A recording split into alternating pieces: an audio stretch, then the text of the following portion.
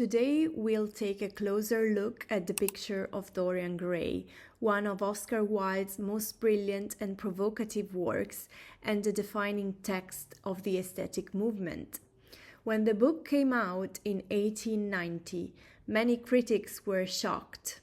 They said the story was immoral and dangerous. They didn't appreciate its focus on beauty and pleasure, and Victorian reviewers called it poisonous, unclean, so Wilde had to revise the text. He added a preface explaining his view on art, and he softened certain elements. To understand the impact of the novel and why it was so shocking, we must consider what historians call the Victorian Compromise. In Victorian England, society praised strict moral values such as purity, respectability, chastity, and self-discipline. But at the same time, many people, including politicians and members of high society, lived very different private lives behind closed doors.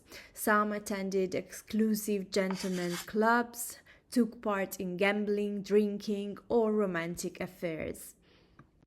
This created a society that looked perfect on the outside, but was full of secrets and repression on the inside. Wilde explores and criticizes this contradiction in the Picture of Dorian Gray. Through Dorian's double life, he questions Victorian ideas about morality and reputation, showing how appearances mattered more than genuine behavior.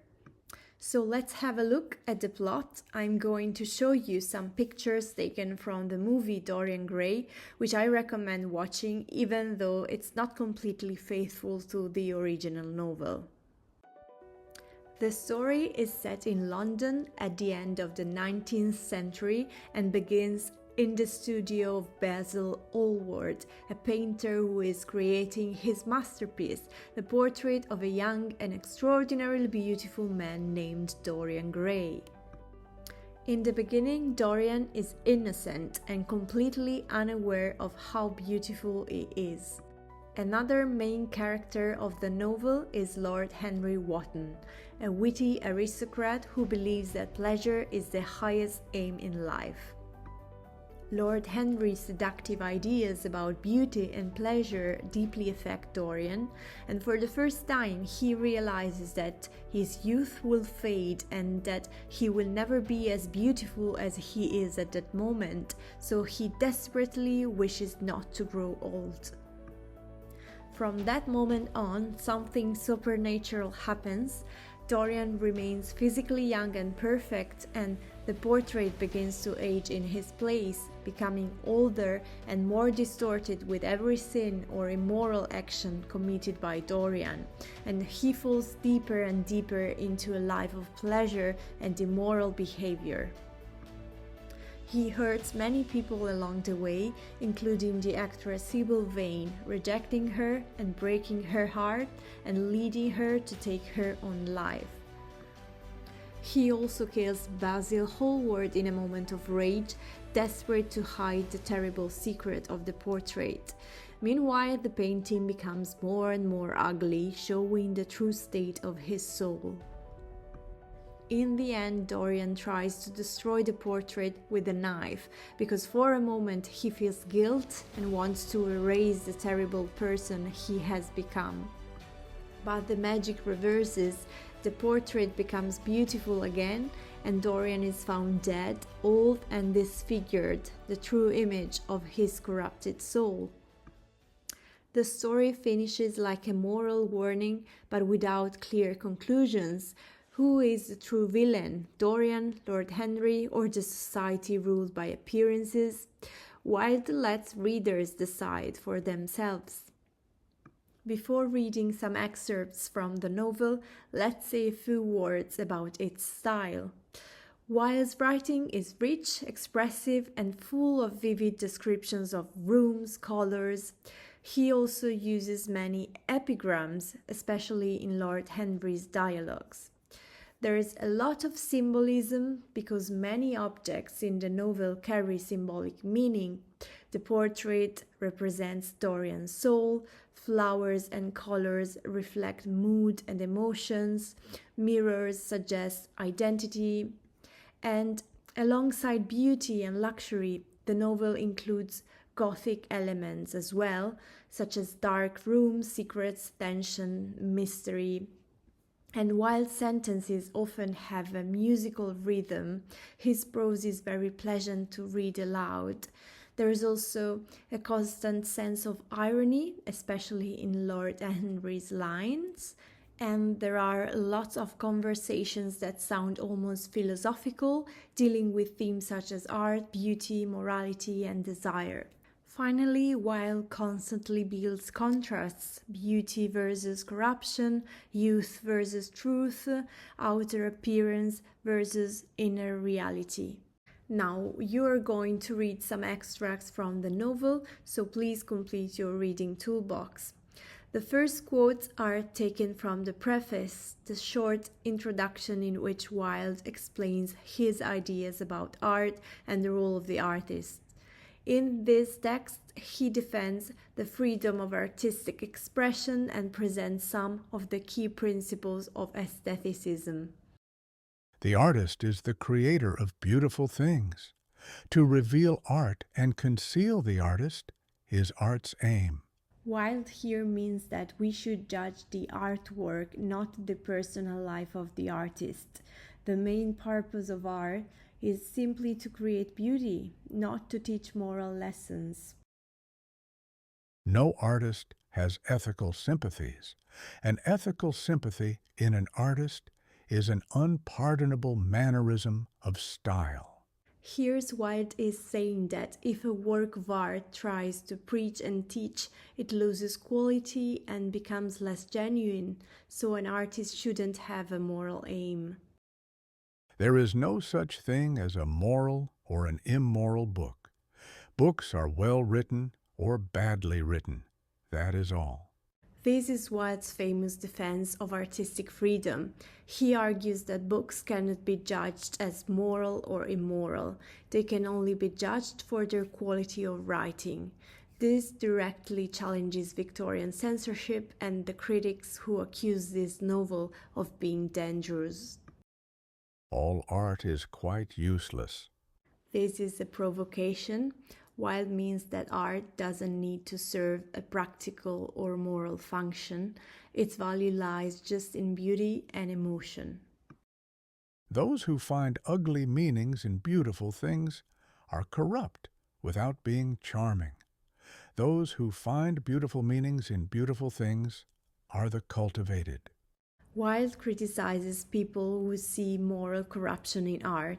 He suggests that when someone sees ugly meanings in beauty, the problem is in the observer, not in the artwork. This is another attack on Victorian moralism. Instead, Wilde praises those who appreciate beauty for what it is and people who are open-minded. All art is at once surface and symbol. Those who go beneath the surface do so at their peril. Those who read the symbol do so at their peril. Here, Wilde says that art has two levels: the surface, what we see, and the symbol, the deeper meaning. However, he warns that trying to explain or moralize art can be dangerous. Art is meant to be enjoyed, not overinterpreted, and people who try too hard to find hidden moral messages often misunderstand the work. Now you will read the opening of the novel, where Wilde presents the first scene in Basil Hallward's studio. The studio was filled with the rich odor of roses, and when the light summer wind stirred amidst the trees of the garden, there came through the open door the heavy scent of the lilac, or the more delicate perfume of the pink flowering thorn. From the corner of the divan of Persian saddlebags on which he was lying, smoking, as was his custom, innumerable cigarettes, Lord Henry Wotton could just catch the gleam of the honey-sweet and honey-colored blossoms of a laburnum, the sullen murmur of the bees shouldering their way through the long unmown grass, or circling with monotonous insistence round the dusty gilt horns of the straggling woodbine seemed to make the stillness more oppressive. The dim roar of London was like the bourdon note of a distant organ. Here you should notice the richly sensual language, describing scents, colors, and sounds to pull the reader into an almost tactile world. In the center of the room, clamped to an upright easel, stood the full-length portrait of a young man of extraordinary personal beauty, and in front of it, some little distance away, was sitting the artist himself, Basil Hallward, whose sudden disappearance, some years ago, caused, at the time, such public excitement and gave rise to so many strange conjectures.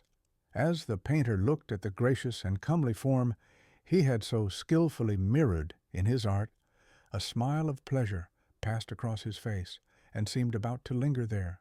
But he suddenly started up, and closing his eyes, placed his fingers upon the lids, as though he sought to imprison within his brain some curious dream from which he feared he might awake. "It is your best work, Basil, the best thing you have ever done," said Lord Henry languidly. "You must certainly send it next year to the Grosvenor." "I don't think I shall send it anywhere," he answered. "I know you will laugh at me," he replied, "but I really can't exhibit it. I have put too much of myself into it." "Too much of yourself in it? Upon my word, Basil, I didn't know you were so vain, and I really can't see any resemblance between you, with your rugged, strong face and your coal-black hair, and this young Adonis, who looks as if he was made out of ivory and rose-leaves. Why, my dear Basil, he is a Narcissus, and well, of course you have an intellectual expression and all that. But beauty, real beauty, ends where an intellectual expression begins. Intellect is in itself a mode of exaggeration and destroys the harmony of any face. The moment one sits down to think, one becomes all nose, or all forehead, or something horrid. Look at the successful men in any of the learned professions, how perfectly hideous they are, except, of course, in the church. But then in the church they don't think. A bishop keeps on saying at the age of 80 what he was told to say when he was a boy of 18, and as a natural consequence he always looks absolutely delightful. Your mysterious young friend, whose name you have never told me, but whose picture really fascinates me, never thinks. I feel quite sure of that. He is some brainless, beautiful creature who should be always here in winter when we have no flowers to look at, and always here in summer when we want something to chill our intelligence. Don't flatter yourself, Basil. You are not in the least like him. In the sentence I highlighted in red, you can see one of the epigrams spoken by Lord Henry, and these short, witty statements perfectly express the ideals of aestheticism. Now you're going to read an excerpt from the first conversation between Dorian and Lord Henry when they meet for the first time. "You have the most marvelous youth, and youth is the one thing worth having." "I don't feel that, Lord Henry." "No, you don't feel it now. Some day, when you are old and wrinkled and ugly, when thought has seared your forehead with its lines, and passion branded your lips with its hideous fires, you will feel it. You will feel it terribly. Now, wherever you go, you charm the world. Will it always be so? You have a wonderfully beautiful face, Mr. Gray. Don't frown. You have. And beauty is a form of genius, is higher, indeed, than genius, as it needs no explanation.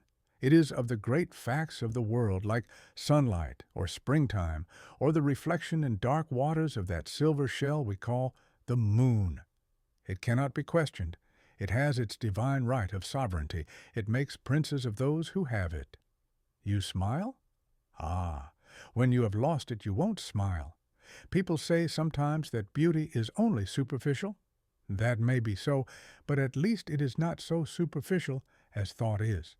To me, beauty is the wonder of wonders. It is only shallow people who do not judge by appearances. The true mystery of the world is the visible, not the invisible. Yes, Mr. Gray, the gods have been good to you, but what the gods give they quickly take away. You have only a few years in which to live really, perfectly, and fully. Every month as it wanes brings you nearer to something dreadful. Time is jealous of you and wars against your lilies and your roses. You will become sallow and hollow-cheeked and dull-eyed. You will suffer horribly. Ah, realize your youth while you have it. Don't squander the gold of your days, listening to the tedious, trying to improve the hopeless failure, or giving away your life to the ignorant, the common, and the vulgar. These are the sickly aims, the false ideals of our age. Live. Live the wonderful life that is in you. Let nothing be lost upon you. Be always searching for new sensations. Be afraid of nothing. A new hedonism.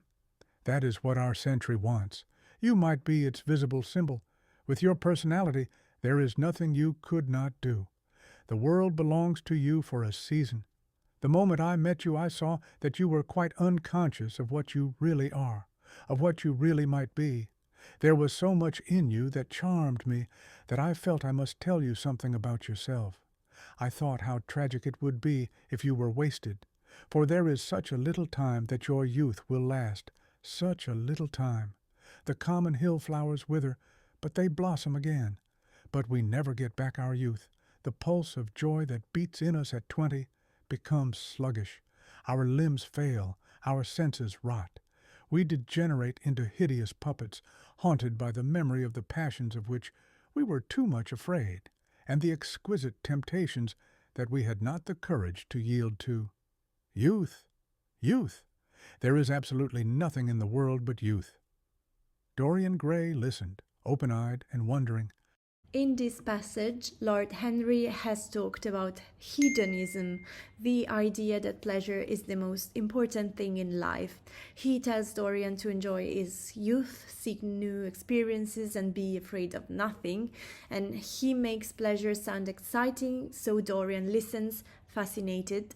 And now, as the final excerpt, you're about to read the turning point of the novel, where Dorian suddenly understands the power and fragility of his own beauty. The sense of his own beauty came on him like a revelation. Yes, there would be a day when his face would be wrinkled and wizen, his eyes dim and colorless, the grace of his figure broken and deformed. The scarlet would pass away from his lips, and the gold steal from his hair. The life that was to make his soul would mar his body. He would become dreadful, hideous, and uncouth. As he thought of it, a sharp pang of pain struck through him like a knife and made each delicate fiber of his nature quiver. His eyes deepened into amethyst, and across them came a mist of tears. He felt as if a hand of ice had been laid upon his heart. "Don't you like it?" cried Hallward at last, stung a little by the lad's silence, not understanding what it meant. "Of course he likes it," said Lord Henry. "Who wouldn't like it? It is one of the greatest things in modern art. I will give you anything you like to ask for it. I must have it." "How sad it is," murmured Dorian Gray, with his eyes still fixed upon his own portrait. "How sad it is. I shall grow old and horrible and dreadful.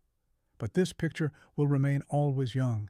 It will never be older than this particular day of June, if it were only the other way. If it were I who was to be always young, and the picture that was to grow old. For that, I would give everything. Yes, there is nothing in the whole world I would not give. I would give my soul for that." I hope this reading has helped you understand the meaning of aestheticism and how Oscar Wilde became a key figure in celebrating beauty, art, and freedom of expression in a society that often tried to censor him.